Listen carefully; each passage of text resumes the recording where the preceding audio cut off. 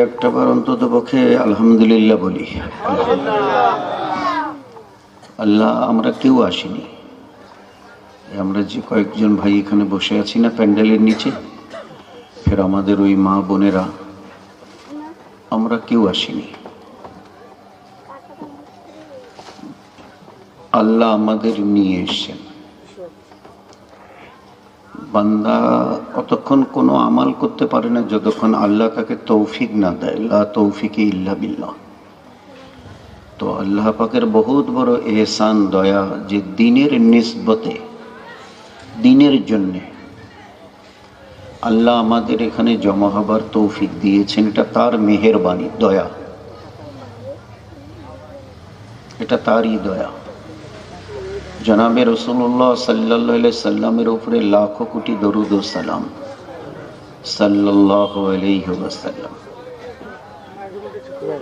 তো দিনের মজমায় নিয়ে এসে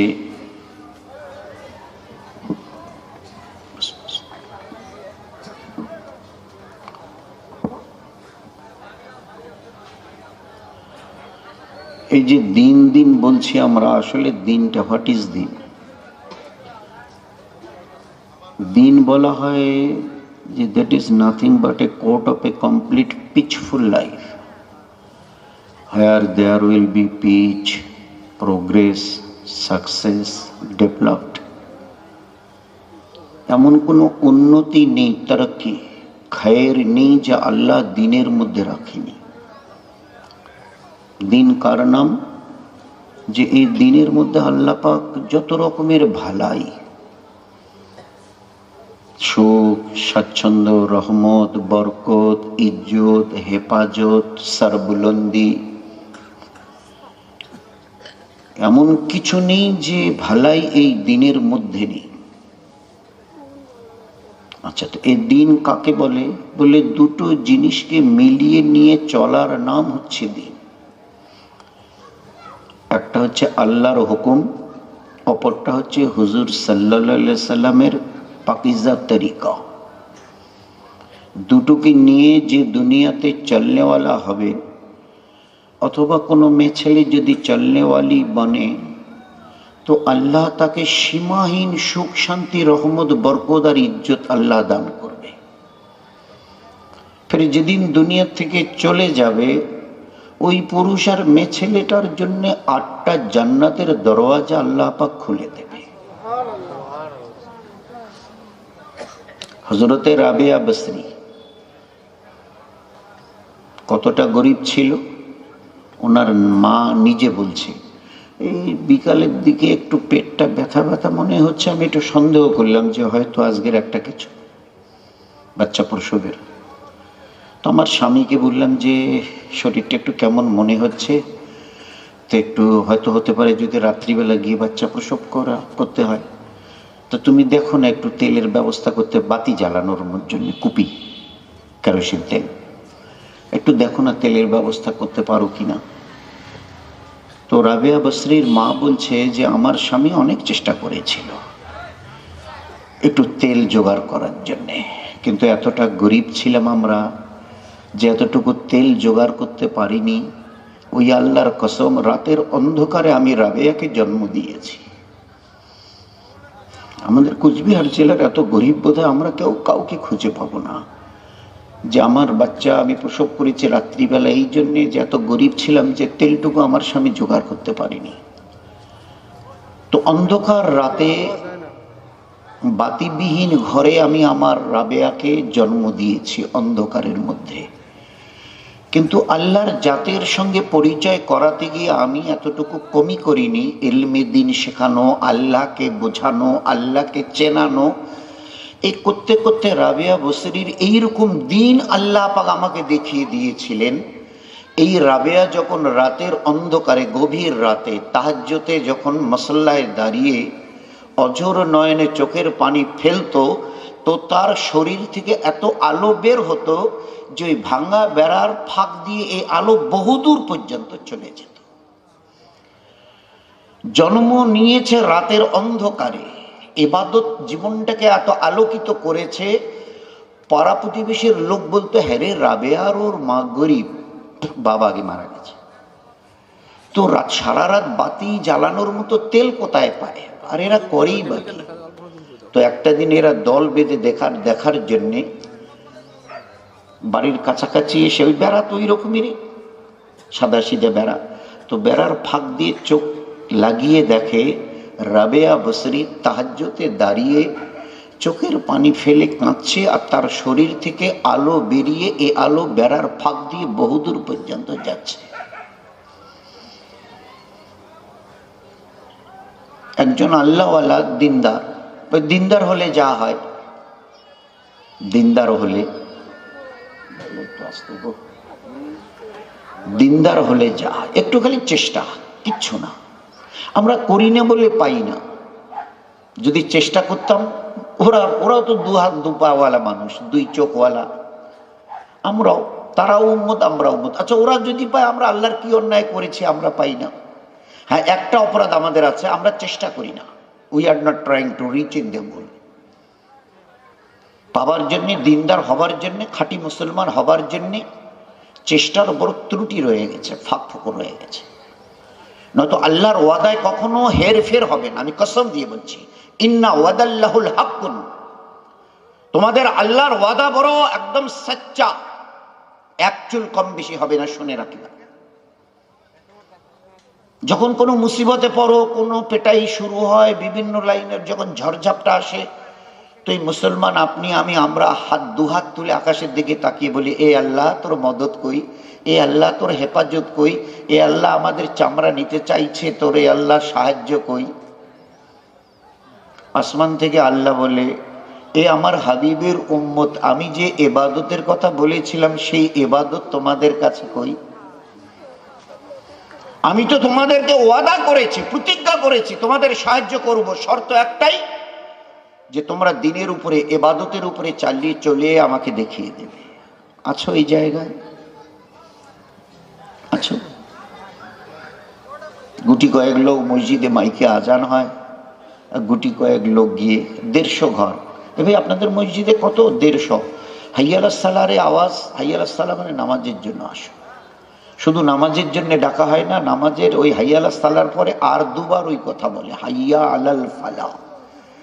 তোমার দুনিয়ার সমস্ত রকমের সফলতা, কামিয়াবি, every kinds of success for this world, দুনিয়ার সমস্ত রকমের খায়ের তুমি পাবে, আসো এই নামাজে। আখেরাতের সমস্ত লাইনের ভালাই আল্লাহ তোমাকে দেবে। মৌতের কষ্ট থেকে তুমি হেফাজত হবে, কবরের কষ্ট থেকে তুমি বেঁচে যাবে, কিয়ামতের ময়দানে রুসওয়ার বেইজ্জত হওয়ার থেকে তোমাকে আল্লাহ হেফাজত করবে, মিজান আর পুলসিরাত তোমার জন্য আল্লাহ আসান করে দেবে, বিনা হিসেবে জান্নাত আর জান্নাতুল ফেরদৌস তোমাকে দান করবে। শুধু একটু নিজেকে, এ তো আল্লাহর ওয়াদা, এ তো আমি জোর করে বললে তার কেউ মানবে না। ফাদখুলি ফি ইবাদি ওয়াদখুলি জান্নাতি। ফাদখুলি মানে ফাদাখুলু। আমরা বলি, হ্যাঁ কোর্টে কাগজটা দাখিল করে দিয়েছেন, দাখিল মানে পৌঁছে দেওয়া, ওটা আসলে আরবি শব্দ। ফাদখুলি, ফাদাখুলু।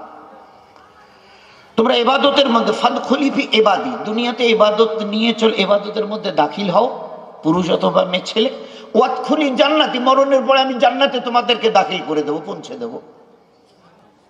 এই দিন কয়েক আগে, হ্যাঁ একটু একটু মেহনত হচ্ছে, তো একটু একটু মেহনতের এগুলো ফসল, এগুলো মেহনতের ফসল। আমাদের কুচবিহারের, নাম বললে অনেকে চিনবে, নাম বলা যাবে না। এক বাড়িতে আমাকে যেতে বললো, গেলাম।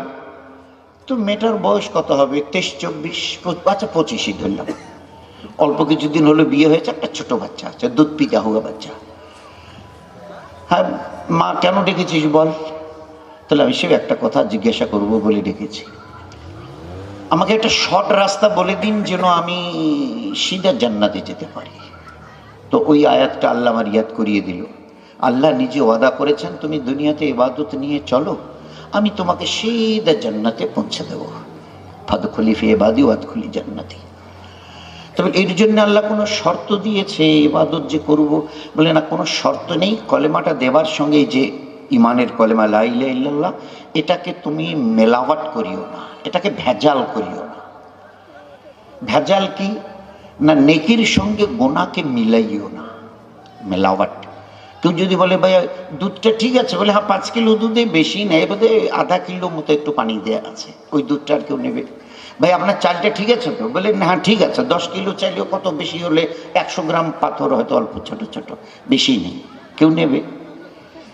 তো ভেজাল আমরা কেউ পছন্দ করি না, আল্লাহ পছন্দ করে না। এই জন্য এই কলেমা তোমাকে দেওয়া হয়েছে, এটাকে বলা হয় কলেমায়ে তাইয়্যিব, পাক ও পবিত্র কলেমা। কেন আল্লাহ দিয়েছেন? তোমার জীবনটাকে আমি পাক করবার জন্য দিয়েছি। কারণ তোমরা দুটো জিনিস তোমাদের কাছে আছে, একটা তোমরা দুর্বল, আর দ্বিতীয়টা তোমরা নাপাক।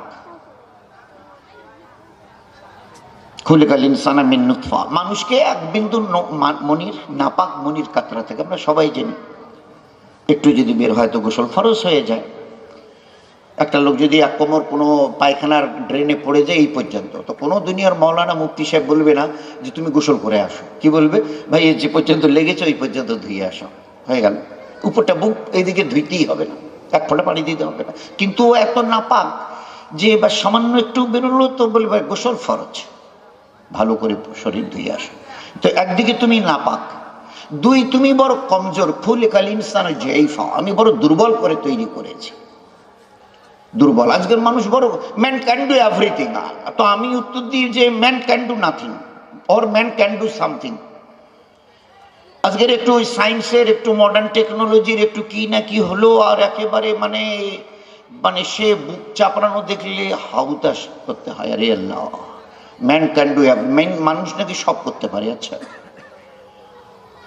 কোনো আমরা এক সময় ওই আসামে গেছিলাম, ইয়াতে, এই নওগাঁতে, তো একটা ওই সব ডাক্তার, প্রফেসর, ইঞ্জিনিয়ার, ওদের একটা মজমা ছিল। তো কথা বলতে বলতে একজন ডাক্তার সাহেব বললো যে আচ্ছা আপনারা এই যে বলেন যে আল্লাহর ইবাদত করতে হবে, তাকে কেউ কোনোদিন দেখেছে? আপনারা কোনোদিন কেউ দেখেছেন? তাই আমি বললাম যে ডাক্তার সাহেব এটা একটু পরে বললে বোধ হয় হতো, মজমাটা শেষ হোক তারপরে। তা বলে না, বলেন না। তাই বললাম ডাক্তার সাহেব আপনি, আপনার নাক আছে তো? তো বলে হ্যাঁ সে তো আছে। তাহলে আপনি আপনার ওর নাকটার পজিশন, তাহলে বিটুইন দিস টু আইস, এই দুইটা চোখের মাঝখানে। আমি দেখুন তো আপনার নাকটা কিরকম, সাদা না কালো না ফর্সা? ভাই নিজের নিজের নাকটা দেখুন তো, দেখা যায় নাকি? বলুন না। এই ইনসান, তোমাকে এতটা কমজোর করা হয়েছে, দুটো চোখের মাঝখানে নাক দিয়েছে, আজ পর্যন্ত জীবনে দেখোনি। দেখি নেই বলে মানতে হবে। হাওয়া দেখেছো? বলে দেখিনি। তোমার যে রুটা ধুক ধুক করছে, তুমি তো ঘুমাও। আল্লাহ এত দয়ালু, উনি ঘুমান না, এই জন্য আমি যদি ঘুমাই তো সব কটা মরে যাবে। তো তোমার এই হার্টবিটটাকে আল্লাহ ওটাকে বাকি রেখে দিয়েছে, তুমি করে ঘুমাচ্ছ, কিন্তু ও হার্টবিট ঠিক আল্লাহ পাক, এ তার দয়া। এরকম বহু জিনিস তুমি দেখোনি। আচ্ছা তোমার পিঠটা আছে তো? পিঠ বলে হ্যাঁ, তো এই যে এই যে এই যে এই যে। তো বললে আচ্ছা পিঠে কি পড়ে আছে ওটা? তো বললে দেখা যায় না। তো আপনি আল্লাহকে কোথায়, সাতু আসমানের ঊর্ধ্বে আরশ, আপনি কি করে এতটা সাহস করলেন? সাহসের তো একটা সীমা থাকবে, একটা লিমিট থাকবে কথা বলা। যে মানুষটাকে আল্লাহ নিজের পিঠটা দেখার, নিজের চোখের সামনে নাকটাকে দেখার আল্লাহ ক্ষমতা দেয়নি। মাথার উপরে তাকিয়ে দেখো না সূর্য কতটুকু, একটা ভাত খাওয়া থালার মতো, আসলে তাই বলো। তো এই জন্যে ওসব তো আল্লাহ পাক এই জন্য নবী রসুলদের দিয়ে আল্লাহ পুরো জিনিসটাকে আল্লাহ একদম দেখিয়ে দিয়েছে। তুমি মায়ের পেটে এতদিন ছিলে, 10 মাস, 9-10 মাস, ফের এই দুনিয়ার পেটে এসে তোমাকে 60, 70, 80, ফের তারপরে কবরের পেটে কেয়ামত পর্যন্ত একটা লম্বা টাইম, আর একটু লম্বা টাইম, তারপরে কেয়ামতের মাঠ 50, কোরআন বলছে 50,000 বছর। আফটার দ্যাট হয় আইদার জান্নাত আর জাহান্নাম, হয় জান্নাত আর জাহান্নাম। কতদিনের জন্য? One eternal life. ওর কোনো শেষ নেই, 1000 নয়, লক্ষ নয়, কোটি নয়, অর্ব নয়, খর্ব নয়। ও জীবনের দুনিয়া কাকে বলে? আজ আছে কাল থাকবে না। আখেরাত কাকে বলে? শুরু হবে, কোনোদিন শেষ হবে না। আল্লাহ পাক তোমাকে মায়ের পেটে চোখ, কান, হাত, মুখ, দিল, দিমাগ কেন দিয়েছে জানো? এই দুনিয়াতে তুমি কি করে চলবে তার জন্য। এই 50-60 বছর কি করে চলবে তার জন্য আল্লাহ তোমার ওই কাঠামোটাকে তৈরি করে দিয়েছেন। দুনিয়ার পেটে, আসমানের নিচে, জমিনের উপরে তোমাকে 60-70 বছর কেন ছেড়ে দিয়েছে জানো? কেন একবার ভেবে দেখেছো, জিজ্ঞাসা করেছো তোমার বানানেওয়ালাকে কেন পাঠিয়ে দেওয়া হলো এখানে 60, 70, 80, 90, 100 বছর? যে মরণের পরে আরেকটা জীবন আসছে। প্রথম first first you are a drop of a dirty fluid. তোমার বাপের ব্যাগ মনে মেরুদণ্ডে আমি ওটা বীর্য আকারে আস্তে আস্তে জমা করেছি। ওখান থেকে মায়ের রেহিমে, ফের ওখানে 10 মাস, ফের তারপরে দুনিয়ার এই পেটে, আসমান জমিনের মাঝখানের এই পেটে, এখানে 60, 70, 80 বছর, তারপরে তোমাকে কবরের পেটে, ফের ওখান থেকে কিয়ামতের মাঠ হয়ে হয় জান্নাত অথবা জাহান্নাম। মরণের পর একটা জীবন আছে, তার তৈরির জন্যই তোমাকে আমি দুনিয়াতে নিয়ে এসেছি। নিল্লাজি খালাকাল মৌত ওয়াল হায়াতা লিয়াবলুয়াকুম আইয়ুকুম আহসানু আমালা। লিয়াবলুয়াকুম, আমি পরীক্ষা নেব। তোমরা স্কুলে পড়েছো, ছেলে হওয়ার মেয়ে হও, 5, 6, BA, MA, ডাক্তারি, প্রফেসরি, ইঞ্জিনিয়ারিং এসব পড়েছো, ফের পরীক্ষা দিয়েছো। আমি আল্লাহ হায়াত দিয়ে লিয়াবলুয়াকুম পরীক্ষা নেব। কি পরীক্ষা নেবেন? আইয়ুকুম আহসানু আমালা, কি কত ভালো আমল নিয়ে দুনিয়াতে চলো। জীবনের দুটো দিক, হয় তুমি ভালো আমল করবে অথবা তুমি মন্দ আমল করতে তুমি বাধ্য হবে। কিন্তু দুনিয়া এমন একটা জায়গা, এই দুনিয়াওয়ালারা তোমাদের ভালো আর মন্দের সহি সুষ্ঠু বিচার কোনোদিন হয়নি, কিয়ামত পর্যন্ত করতে পারবে না। ওদের আইডিয়া মোতাবেক একটা কিছু জাজমেন্ট দিয়ে ছেড়ে দেবে। হ্যাঁ, বহু সময় দেখবেন খুন করেছে আর একজন, জেল খেটেছে আর একজন, 5-10 বছর খাটার পরে নির্দোষ প্রমাণ হয়ে গেল, তাকে ছেড়ে দিল। তো 10 বছর, 8 বছর, 5 বছর জেল খাটলেন, এর দিন করে ফেরত দিন। বলুন না, বলুন। একটা লোককে চর মেরেছে, সাক্ষী নেই, ওকে ছেড়ে দেওয়া হলো, অপরাধীকে ছেড়ে দেওয়া হলো। ভাই সাক্ষী আছে? বলে না, ওই সময় কেউ ছিল না। তো ছিল না, সাক্ষী যখন আপনি আনতে পারেননি তো আপনার কি বিচার হবে? চলে যান। কিন্তু on the day of resurrection, রোজ দাঁড়িয়ে বলো মালিক ইয়াউমিদ্দিন। What is that? রোজ দাঁড়িয়ে বলছো শেষ বিচারের দিন। হ্যাঁ, শেষ বিচারের দিন। ইয়া আইয়ুহাল ইনসান মা গাররাকা বিরাব্বিকাল কারীম। এমন দয়ালু আল্লাহর ইবাদত থেকে কি করে তুমি নিজেকে? তার আগে জিজ্ঞেস, ইয়া আইয়ুহাল ইনসানু আইয়ুদরাকা সুদা।